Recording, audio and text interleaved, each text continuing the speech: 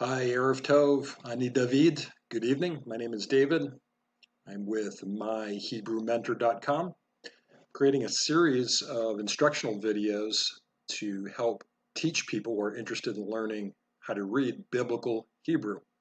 What I found over the years, over 30 years experience in this particular field, most classes that someone would take in biblical Hebrew, like the first year of instruction, they cover the rudiments so quickly because they've got so much material to get through that most of the fundamentals you spend just like 10 minutes on, and then you're on to the next thing. And so the student never gets a chance to learn the fundamentals well, and it has dramatic impact on one's ability to read the Hebrew text. And there are many that have taken 2 years of biblical Hebrew in a college or university, and yet their reading skills are subpar. They're really not that good. And so I'm going to be teaching a new way that I've invented, I've engineered, that helps people make substantial growth in learning how to read the Hebrew Bible in a fairly short period of time. But we're going to be spending quite a bit of time on showing you exercises. These would be like taking your vitamins or your Wheaties or calisthenics. And so we're looking here at a pasuk. Pasuk is the Hebrew word for verse. We're looking at Genesis, Bereshit, chapter 12, verse 1 in Hebrew. And so the first step really for someone that's brand new would be you need to learn your alphabet. You need to learn the consonants and also the vowels that make up the Hebrew language. When I speak about Hebrew language, I'm talking about biblical Hebrew, otherwise known as classical Hebrew. This is not a class in how to read or speak Israeli Hebrew, modern Hebrew. And so we're talking about the ancient kind of Hebrew that the Bible was written in. And so the fastest way, if you see step number 1 down here, learn your consonants and vowels.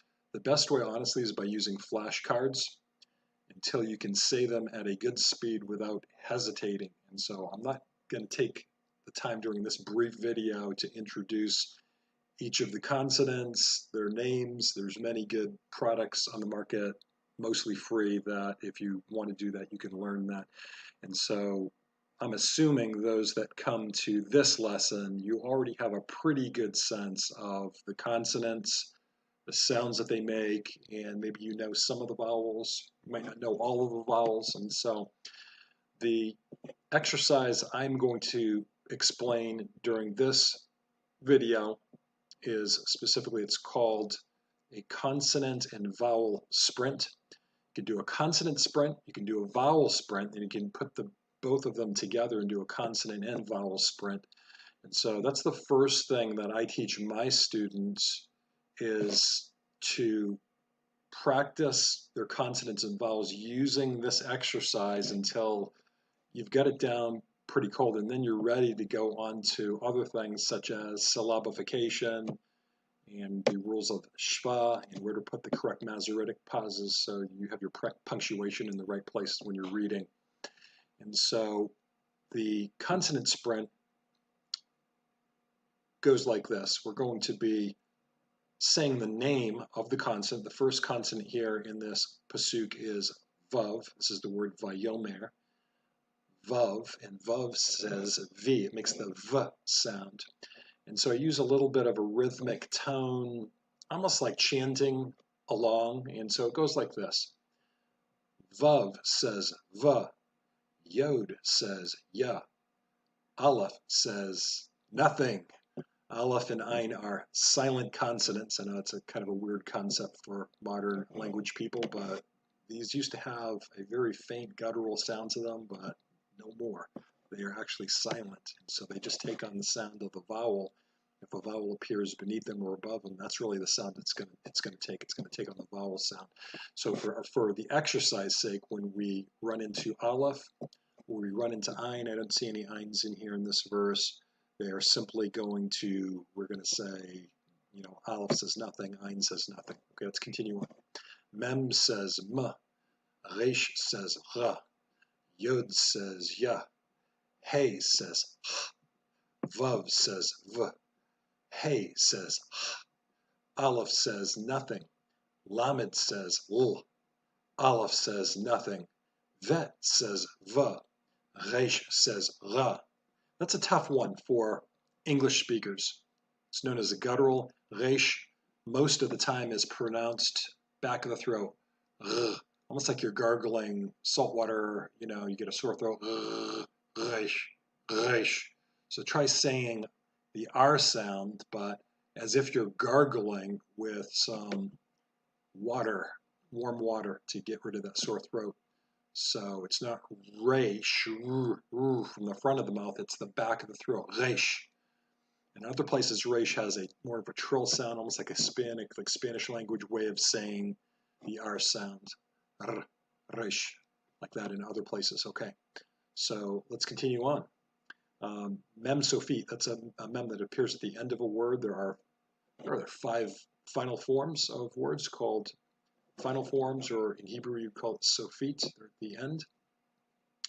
Mem sofit says m. Lamed says l. Chaf sofit says ch. Lamed says l. Chaf sofit says ch. Actually, this is a kaf sofit says ka. Mem says ma. Aleph says nothing. Resh says ra. Tzadi says ts. Kaf sofit says ka. All right, and so on and so forth. So I won't take the time to do all that. So that's called a consonant sprint. And you basically do that, and then you can try another verse and then another verse in the Hebrew Bible until you get it down pat. Now, if you're struggling quite a bit, it means you need to go back to your flashcards. So you need to review them, test yourself until you get all of those consonants down. And then the second aspect that I will demonstrate briefly is the vowel sprint. The vowel sprint's the same thing, except we're going to go through the vowels. Now, I understand it's a little bit daunting because the vowel system in ancient Hebrew is rather complicated. I'm not gonna kid you and say it's easy. It's not easy. It's rather complicated. And on top of that, you've got, maybe I should have hidden the diacritical markings. I'll probably do that in my next video, but you've got additional diacritical markings. And for someone new, they don't know the difference between diacritical marking, and there are 30 of those, and a vowel marking. So I'm going to point out the vowel markings. The first one is this little line here. That's a patach. That is a cholam, a weak cholam. That is a sigol. And that's it for vowels for this first word, vayomer. So the vowel sprint would go like this. Patach says ah. Cholam says oh. Sigol, hear that? Segol says ah. Shva says ah. Kametz says ah. Sigol says eh. Patach says ah. So you see a lot of the reoccurring vowels that will reinforce this. Shva says ah.